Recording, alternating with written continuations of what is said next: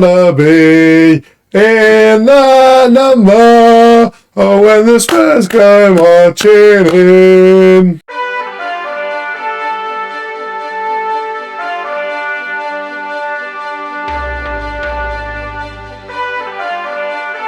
Here's Dele Alli, here's Lucas Moura, oh, they've done it!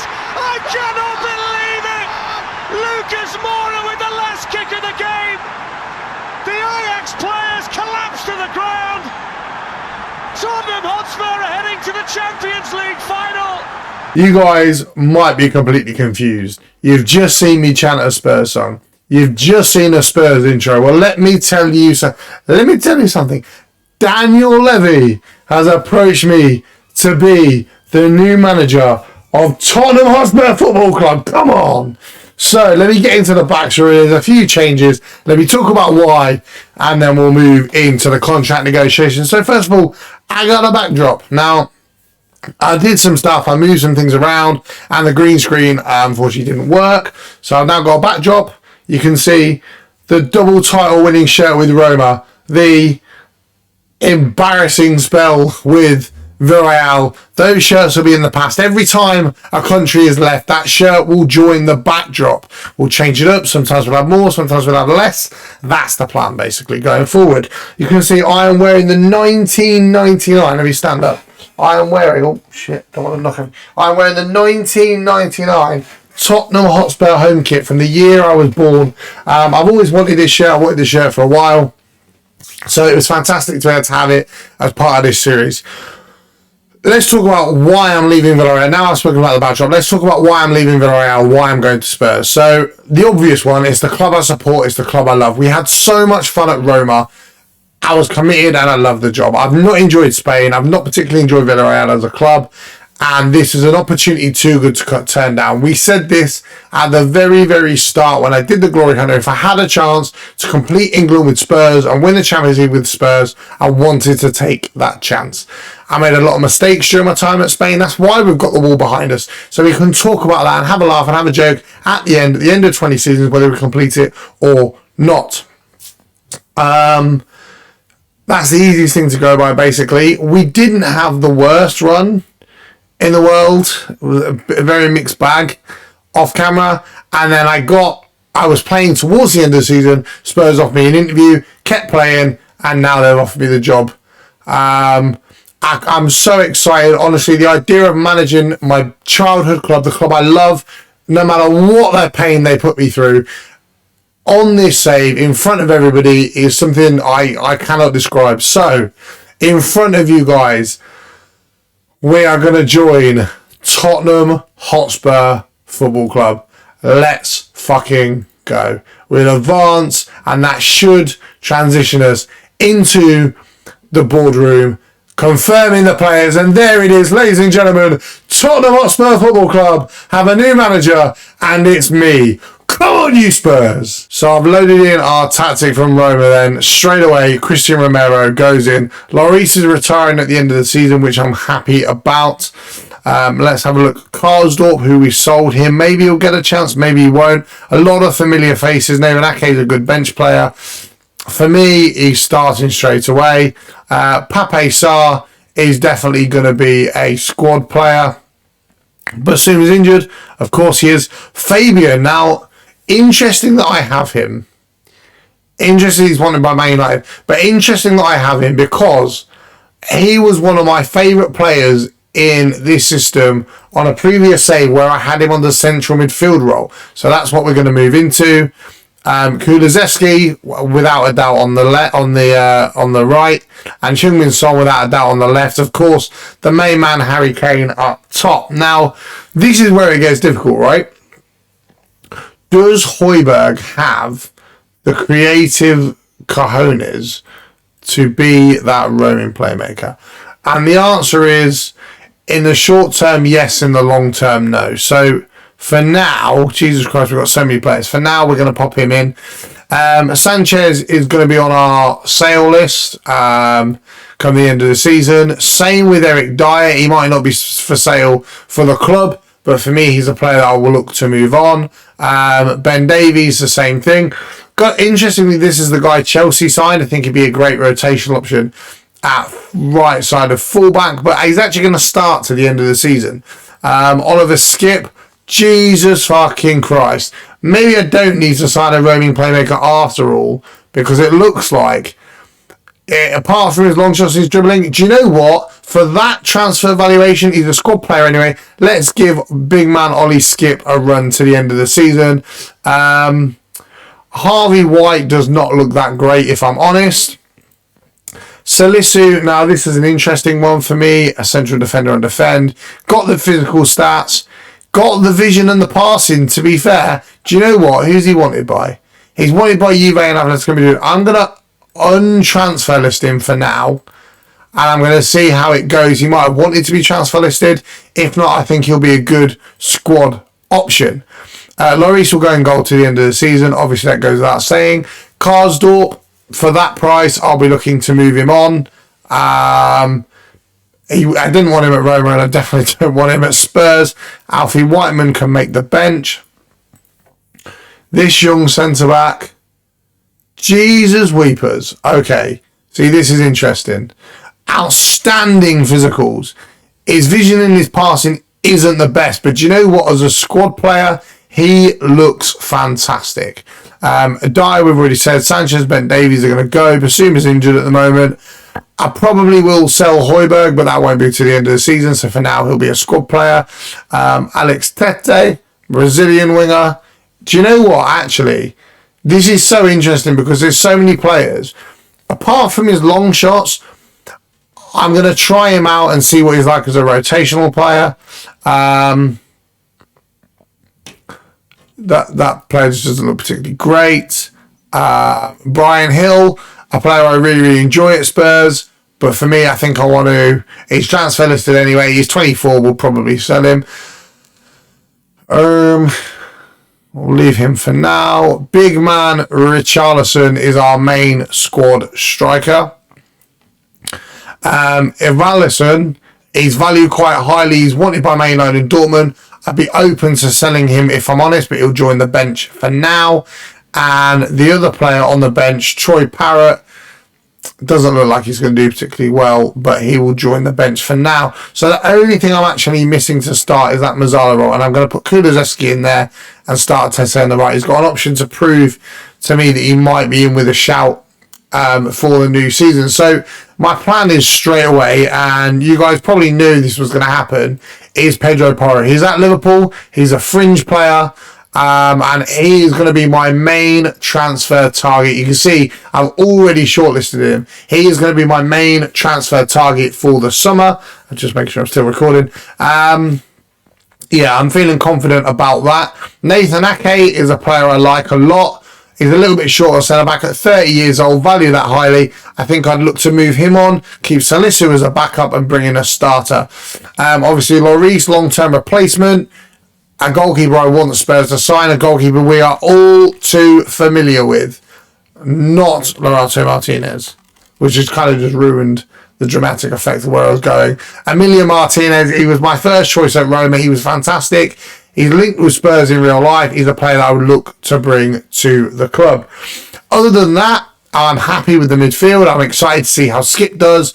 Our first game is 12 days away against Wolves. We are currently 6 points off top 4th place Palace with 5 games to go. I either want Champions League or I want no European football. I haven't decided which. We're going to see how it goes. On our schedule, look at this. Awful. We've got Wolves. Arsenal away is going to be in this episode. And then we will... and then I'll play those two. I'll play Villa, Everton and Newcastle. In the final episode, we'll have a chit-chat about the squad. And we'll go from there. This is our lineup. I'll let you know what changes. Other than that, let's move into the first game as Tottenham Hotspur manager. Come on, you Spurs! As you saw it then when I showed you the squad, this is going to be our starting 11 going away to Wolves. Fun fact, Antonio Conte has replaced me at Villarreal, which is rather interesting. I was having a more in-depth look at this squad off camera as I was simulating forward to this game, and I definitely think there's a huge opportunity and quality in depth. We bring in a starting centre-back, we bring in Pedro Porro, a new goalkeeper, a player to replace Skip. Not only are we going to have a great 11, we're going to have a great substitute bench as well. So I'm really optimistic about how the season is going to go. And I'm feeling 3 points here on our debut in the Premier League on this save. Hopefully we want to build well to challenge with Spurs next season. Kulusevski's injured already. Cool. Okay, this is a whole different ballgame now. Right, let's do that and let's bring in Højbjerg. Not a great start to our managerial career in Tottenham, but we're actually managing in Tottenham for this game. We are away in Wolverhampton. Like I say, I'm excited to see what the club can do. I'm so excited to be managing Spurs on this save. We can get the love back, get the passion back, and if I fail with Spurs, everyone gets to laugh. So, let's go with it. Salisu on the ball here. Many options for him. Out wide to Destiny. Into Oliver Skip. Fabian. Harry Kane on his right foot. It's into the bottom corner. It's his first goal under my management. Why is he wearing number 11? That's an insult to his name. Come on, you Spurs. You're going to hear that a lot in this save, man. People are going to get fed up with it. But it's things we love to see. And now Wolves are going to try and counter or try and attack us straight. Why is Bentancur playing for Wolves? Not that I would have kept him as part of my team anyway, because I don't think he's as good on Football Manager as he is in real life. But interestingly, that he's at Wolverhampton Wanderers. Can we control the ball a bit better than we have previously? Wolves are building up a bit of consistent pressure on us here. Salisu with a good header clear. Fabian knocks it forward. Bentancur hoofs it long. We've seen him do that for Spurs in real life. Raul Jimenez all the way back, but Son's picked it up. Thank God he's still number 7. Otherwise, I'd be having words with Daniel Levy going, why are all the best Spurs players not got their original numbers? It's barely a save from Hugo Lloris. It's going to be, I think the goalkeeper position might be the first one that we take. And thankfully we haven't got convincing to leave. Mahrez also at Wolverhampton Wanderers. It'd be interesting to see where they are in the table, actually. Because they've got some top quality here at Wolves.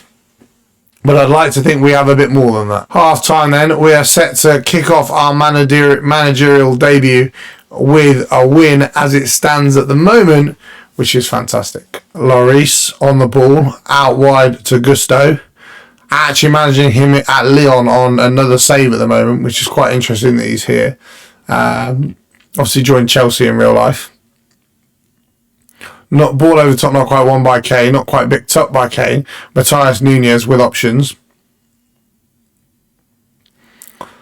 Bentancur back to Connor Cody, who sit all the way long to Raul Jimenez. Can Salisu get the right side of him? He can't, and Raul Jimenez into the bottom corner. The referee's calling for offside here.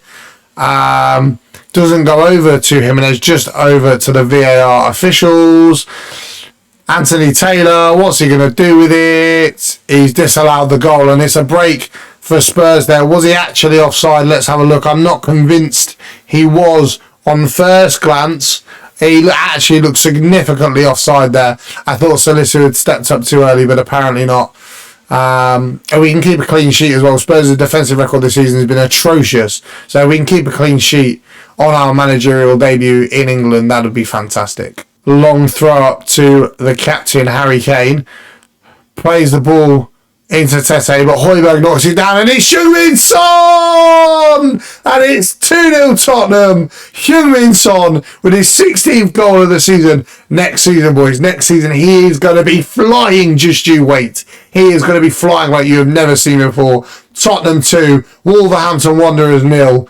And Wolves are a mediocre 13th in the table. Not too shabby. Gusto on the right-hand side, looking for options. Tete all the way back to Christian Romero into Salisu. Romero playing it calm, cool, calm and collective. Gusto is inexperienced at that right wing back slot. We're just knocking them all around now. We're taking our time. I'm still not convinced that Skip is good enough to start that role despite his price tag. But we'll see. Salisu gets caught napping and Fabio Silva's in. Squares it across to Luis Suarez. I'm assuming that's not the Luis Suarez that played for Liverpool, right? I'm assuming that is the Luis Suarez, the Colombian Luis Suarez. I did think so. Poor defending by Salisu. That's the reason why he definitely won't be starting. No clean sheet on our debut. Heung-min Son to put the corner into the box. What can he do with it? Heung-min Son, ball into the box. Romero heads it just over the bar. 5 minutes to play plus stoppage time. Tottenham dominating at the moment. It's just whether or not we can get that goal that guarantees the 3 points. Harry Kane, gusto on the edge of the box, takes a touch. He doesn't challenge Jose Sa whatsoever. Not great at all. Jose Sa, who sit long. Suarez knocks it down to Bentancur. The ex-Spurs player tries to play in Guedes, but is dealt with well by the Brazilian fullback. And now Lloris can hoof it clear. Can Kane win the header? Absolutely not. Cool. Tete, first real chance I've noticed him in the game. Simple passes. Skip gets caught napping and Suarez can counter again. Wolves out wide to Nelson Semedo, who's got the pace, got the energy. It's a good ball and it's Guedes at the back post. And it's Tottenham 2, Wolves 2. And this is not the start I dreamed of. This is not the start I wanted. And I'm a bit frustrated, to be honest, because to throw away a 2-goal lead in this kind of fashion, and there is the full-time whistle. Wolverhampton Wanderers 2, Tottenham 2, promising signs, but we should be winning that game. All to play for still. You can see Villarreal hire Conte. Kulusevski's out, brilliant. Arsenal in 11 days' time. That's it for this episode. 4 games to play. We're 6 points off top 4. Knocked out of everything else. Spurs only scoring 3 goals in the Champions League, or the top goal scorer only having 3 goals in the Champions League is embarrassing. I guess, who's this guy? He looks alright, you know. For the next game then, it's going to have to be Højbjerg and Fabian that way around. And we'll move this guy onto the bench. I'll catch you there. It's the North London derby, the biggest game of the season. We're neck and neck with Arsenal, as you can see here. Neck and neck with Arsenal, pushing for top 4, pushing for European football next season. It's a huge 3 points up for grabs. I'll see you there. Come on, you Spurs!